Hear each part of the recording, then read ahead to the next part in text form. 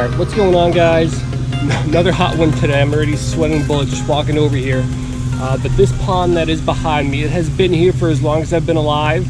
But for an extremely long portion of that time, it was just a giant mud puddle. And about 4 or 5 years ago, the city came in and kind of renovated the whole thing, stocked with some new fish, and I have not fished this pond since then. Back in the day, all that was in here were Achilles and carp. Nothing else could really survive. But today I'm seeing a whole lot of different sunfish species. So I'd like to, figure out what kind of fish are in here, have some fun with those, and then maybe catch some larger fish if we get down to it. So I'm using the same setup that I used in my last video. So super small, size 10 hook just to get us started. Split shot behind it just to help with casting. Honestly, this hook's probably a little bit too small, but I don't want to tie a new one on. If it comes down to it, I brought a size 6 with me. So really, we're just gonna fling some night crawlers around and see what kind of fish we can get into here.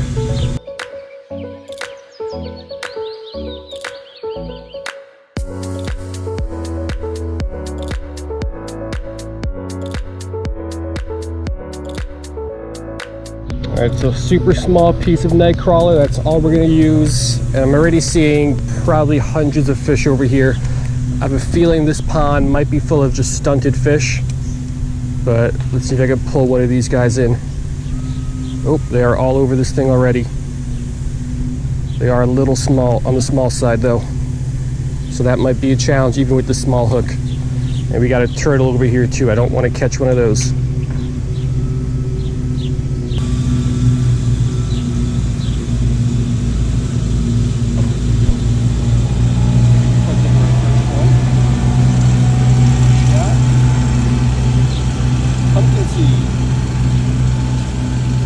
Alright, got our first fish. Let me just say that the pumpkinseed is, in my opinion, the second most beautiful fish in the entire genus behind the long ear.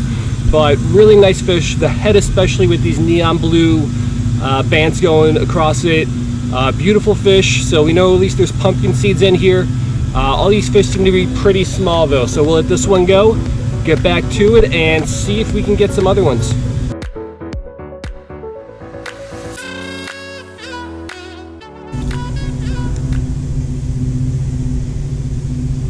Go. Fish number 2, another pumpkinseed. All right, second fish, another beautiful little pumpkinseed. I hope that's not all that's in here. I hope I could get a different variety of fish today, but still beautiful fish, one of my favorites.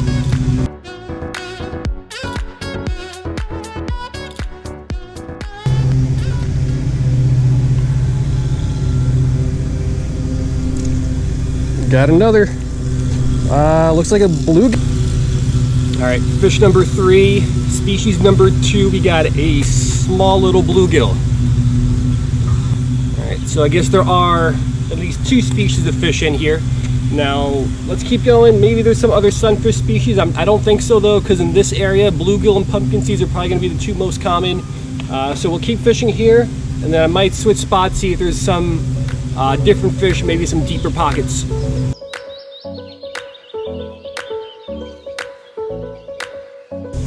Alright, so all I've been doing so far, casting out, there's a giant school of them all over here, and then letting it sink in a nice slow retrieve just to move it along in the water column.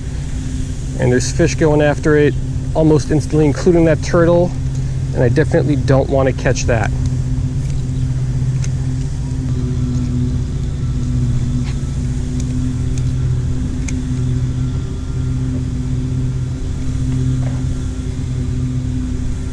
There we go. Next fish on, what is this? Another bluegill. All right, so far, 2 bluegills, 2 pumpkinseeds, and I don't know if I'm gonna get anything else. I'll keep trying though, but like I mentioned, those 2 are probably gonna be the most common sunfish species you're gonna catch here in New Jersey.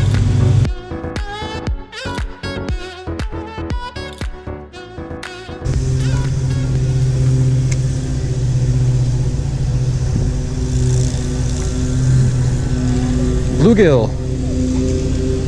All right, another beautiful little bluegill. Hope it comes out well on camera, but if you look right at the base of the gill, kind of on the bottom of the head, you can see why they're called bluegills. They got a really nice color, blue color right there. But again, Nice fish, but they're tiny. I'm gonna assume that most of the fish in this little pond are stunted, because I'm seeing thousands, maybe not thousands, but definitely hundreds of these little panfish. They're all the same size and they're all over the place. All right, so rain's starting to come down, but hopefully that passes soon. Let's get back out there.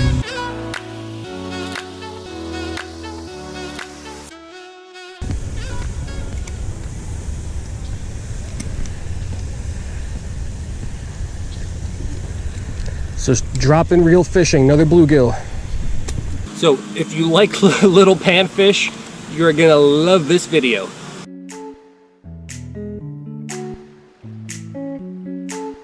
All right, rain's starting to come down a little bit harder.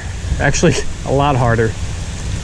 But hopefully it passes soon.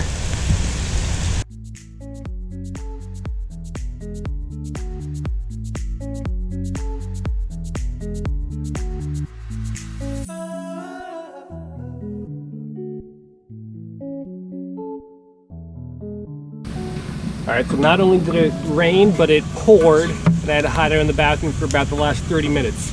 So it's slowing down now.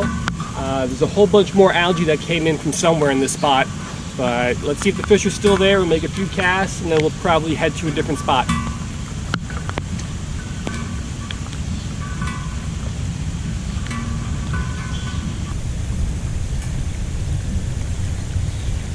Yeah, it looks like they're still here. Another bluegill. All right, another small bluegill. So like I said, I'm pretty sure all these fish in here are probably stunted. Keep fishing, hopefully we can find some bigger ones, but it doesn't look good.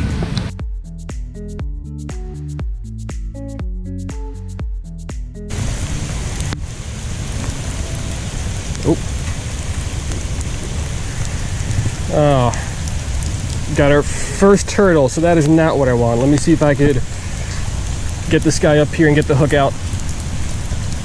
Oh, all right, that worked. So I've got to say, since it started pouring, the action has died down a whole lot. I mean, my worm was getting attacked. Oh, there we go. My worm was getting attacked constantly on every cast before the rain, and now it's still getting a couple nibbles here and there, but nowhere near as many. Now, it's crazy how much can change in fish based on weather.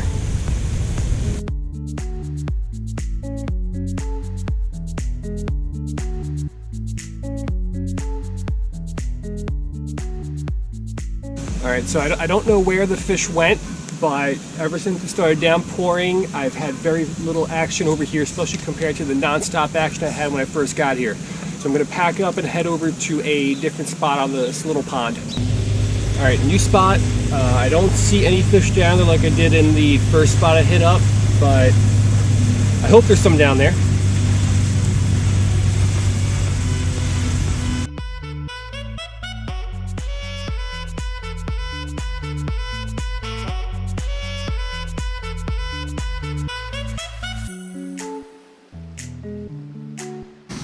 So it's amazing how much weather makes a difference when you're catching or not catching fish.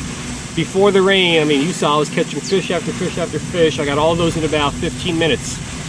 Since the rain started, I got 2, and those were still way early on. So I've got really nothing here in the last, I don't know, 45 minutes or so. So I'm gonna keep walking around. I'll try to find wherever the fish went.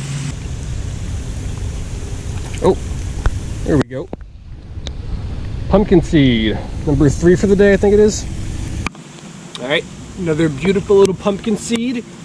This might be the biggest one of the day too, if I'm not mistaken. Biggest fish overall, which isn't saying much, but we'll let this one go and get back at it. It's raining and I don't think there's any bigger fish in here, so we'll just mess around with these little guys for a little bit.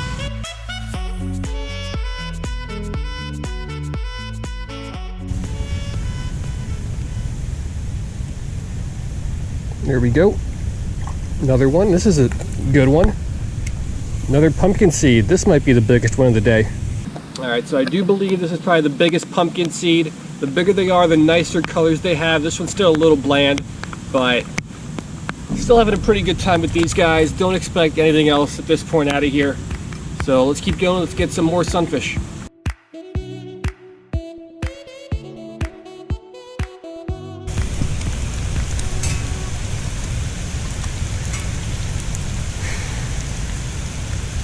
Oh yeah, there we go.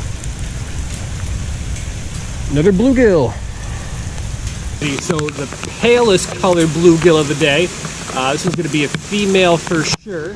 Might even be one of the smaller ones. But, I mean, I don't mind catching these guys.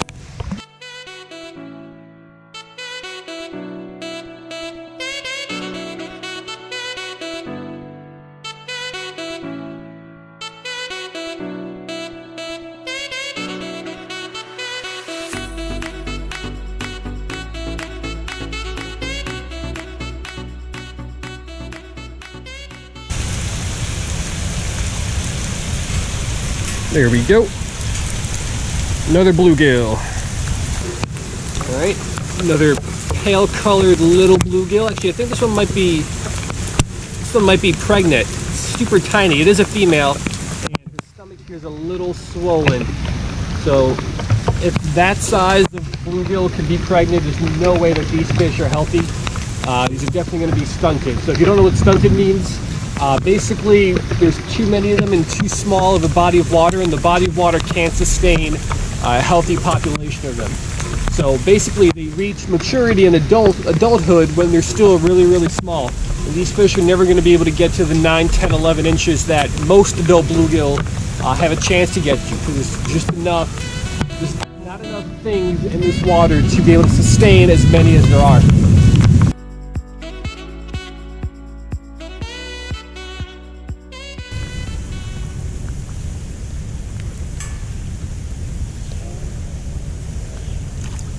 There we go. Another little bluegill. Yeah, so we've got another female, and this one again looks to be a little bit fatter here in the stomach. So, I mean, this is a tiny little one. So if she's pregnant, yeah, these fish are definitely stunted.